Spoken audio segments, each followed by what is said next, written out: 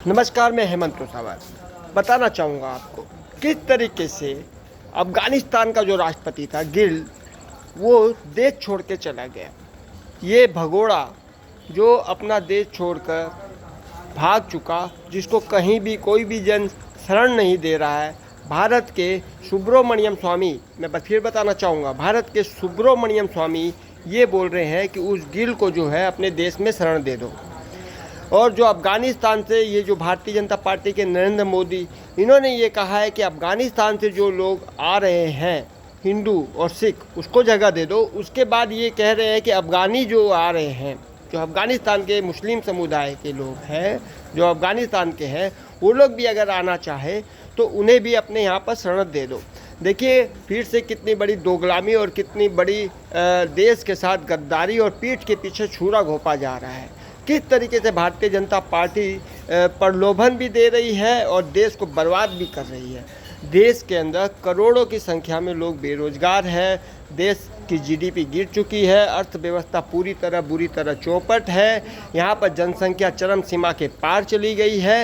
एक तरफ कहते हैं कि जनसंख्या को घटाइए, दूसरी तरफ ये जो है विदेशी नागरिक जो है, जो अफ़गानिस्तान के हैं, जिनके खून में ही आतंकवाद घुसा हुआ है, उसको यहाँ शरण देने की बातें कर रहे हैं।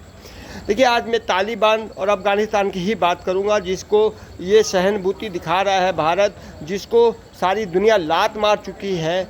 और ये भारत ये कह रहा है, सुब्रमण्यम स्वामी ये कह रहा है कि इसको शरण दीजिए और इसको अपनाइए। तो भैया एक बात मैं बोलना चाहूँगा सुब्रमण्यम स्वामी के मुंह पर, नहीं तो या तो मेरे मुंह पर थूक दे सुब्रमण्यम स्वामी, नहीं तो मैं उसके मुंह पर 10 बार थूक दूंगा।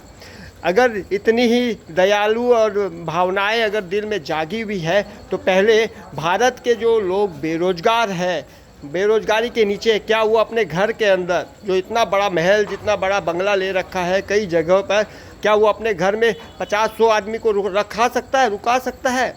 क्या वो अपने घर में जो जहाँ पर उसके बीवी बच्चा परिवार रहता है, क्या उसके साथ में वो 100-200 मुस्लिम समुदाय के लोग जो बेरोजगार है, हिंदू बेरोजगार है, दलित बेरोजगार है, क्या वो अपने घर के अंदर रुका सकता है?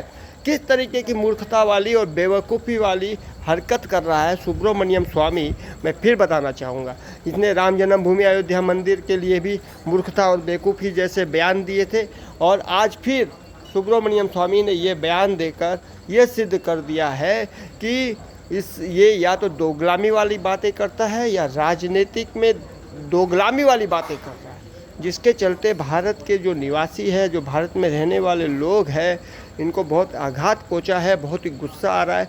ये सुब्रमण्यम स्वामी जो, और सुब्रमण्यम स्वामी ही नहीं, मैं ये जो मुस्लिम लीग और ये जो क्या बोलते हैं आपके all India Muslim law board, मैं बताना चाहूँगा all India Muslim personal law board ने भी यही कहा है कि अफ़गानिस्तानियों को जो है यहाँ पर शरण दिया जाए। अरे भैया तुम्हारे जो लोग हैं पहले ही भूखमरी के कगार पर है, भिखारियों की तरह दर दर घूम रहे हैं, भारत में आतंक का नंगा खेल खेल रहे हैं, और तुम आतंकवादियों को शरण देने की बात कर रहे हो।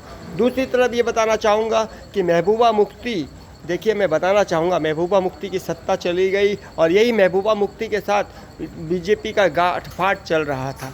यही महबूबा मुफ्ती के साथ भारतीय जनता पार्टी ने वहाँ पर सरकार बनाई थी जम्मू कश्मीर में। यही महबूबा मुफ्ती के साथ गला मिल कर इन लोगों ने आतंकवादी घोषित कर दिया।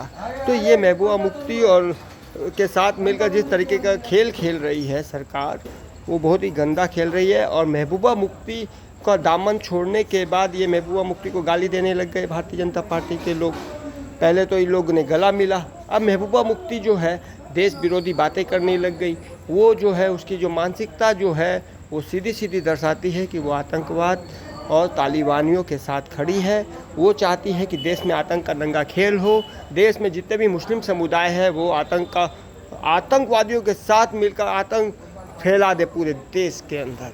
तो ये जो उनके दिल और दिमाग में जो घुसा हुआ है, जो दिल और दिमाग में सोच है, महबूबा मुफ्ती जैसे लोग, उमर खालिद और अब्दुल्ला जैसे लोगों के, मैं फिर बताना चाहूँगा कि ये सोची समझी साजिश, और ये जो लोग हैं ये लोग यही चाहते हैं कि देश में आतंक का नंगा खेल हो। साला देश की जनसंख्या 135 करोड़ से ऊपर हो गई है वो अपनी संभाली नहीं जाती है और दूसरे को लेके आने की बात कर रहे हैं। तो ये जो गंदी हरकत है ये बहुत ही निम्न श्रेणी की बात है। एक तरफ दूसरी चीज़ ये बताऊंगा मैं कि जो विदेश में गए हैं लोग, जो भारत को छोड़ के विदेश में गए हैं, वो कौन सा भारत की अर्थव्यवस्था को मजबूत कर दिए या भारत का कौन सा काम कर रहे हैं। पहले ही बताऊंगा मैं, जो हिंदू गए हैं, अरे भैया वो सिर्फ और सिर्फ कमाने धमाने गए हैं, पैसा कमाने गए हैं, अपना परिवार और अपने समाज को आगे बढ़ाने के लिए गए, अपने परिवार को आगे बढ़ाने के लिए गए, अपने परिवार को पाल रहे हैं। कौन सा भारत के लिए अच्छा काम कर रहे हैं? जो भारत में रह के मेहनत मजदूरी कर रहे हैं, सरकार उसके विषय में तो सोच नहीं रही है। मगर विदेश में बैठे जो हिंदू है, मैं आज हिंदुओं को भी काट करूँगा, वो तो वहाँ जाके धंधा करने गए ना, पैसा कमाने गए ना, वहाँ पर बैठकर वो लोग व्यापार कर रहे हैं ना। तो भैया उन लोग की इतनी चिंता क्यों? जो भारत में बैठे लोग हैं, बेरोजगारी की चरम सीमा से पार हो चुके हैं, बेरोजगार उनके सर पर सवार हो गए हैं, और जीते जाते जो किसान हैं, जो हमारे किसान भाई जो है वो सुसाइड कर रहे हैं, और एक किसान आंदोलन चल रहा है जिस पर सरकार को कानों कान भनक नहीं है, जिसमें 650 से लोग ज़्यादा मर चुके हैं। लेकिन किसानों की परवाह नहीं है, भारतीयों की परवाह नहीं है। मगर वो तालिबानी में जो बैठे हैं, अमेरिका में बैठे हैं, जो यहाँ पर बैठे हैं, अफ़गानिस्तान में बैठे हैं, पाकिस्तान में बैठे हैं, उन भारतीयों को बचाने की सोच रहे हैं। जो अपने पेट का और गोद का बच्चा है उसको बचाने की सोचते नहीं है, पड़ोसी के बच्चों को बचाने की सोच रहे हैं। तो ये जो दोगली नीति सरकार की है ये चलेगी नहीं। ये भी समझने की बात है, ये समझना चाहिए आप लोगों को कि भाई पहले भारत में जो रहने वाले भारतीय हैं, जो मूल निवासी है, जो भारत के लिए तन मन धन और जय जवान जय किसान और भारत माता की जय बोलने वाले लोग जो है भारत के अंदर है, उसकी तो आप इज्जत नहीं करते, उसकी कदर नहीं करते, उसका सम्मान नहीं करते, और आप चले साले दूसरे के यहाँ पर फट्टे में। मैं तो यही बोलूँगा कि साला जो अफ़गानिस्तान से भारतीयों को लेके आ रहे वो भी गलत है। क्यों गलत है मैं फिर बताना चाहूँगा। इसलिए गलत है क्योंकि अपने स्वार्थ के लिए गए थे, अपना स्वार्थ सिद्ध करने गए थे। कौन सा भारत का झंडा और डंडा गाड़ने गए थे भाई? ये बताइए मेरे को, सोचने की बात है। ये अपने स्वार्थ के लिए गए थे। आज वहाँ पर आपदा आ गई तो चलो भारत चलो, भारत माता की जय बोल कर घुस जाओ भारत में, है। तो ये जो नीति है ये ठीक नहीं है। पहले ही भारत में रहने वाले भारतीयों को आगे बढ़ाना चाहिए, ना कि साला विदेशियों को, जो कि विदेश में गए, अपने काम से गए, धंधे से गए, वहीं बस गए, वहीं के सीनियर सिटीजन ले लिए, भारत को लात मार दी है, कोई मतलब नहीं है। और आज उन लोगों ने जब लात मारना स्टार्ट किया तो आज भारत माता याद आ रही है। तो ये सब जो मानसिक और दोगलामी जो बातें हैं, ये सोचने और समझने की बातें हैं। मैं इसी के साथ मैं चाहूँगा कि आप कमेंट करें और अपनी बात रखें। सच बता रहा हूँ, आप अपनी बात कमेंट बॉक्स में ज़रूर करेंगे। क्या आपके मन में चल रहा है ये भी बताएं।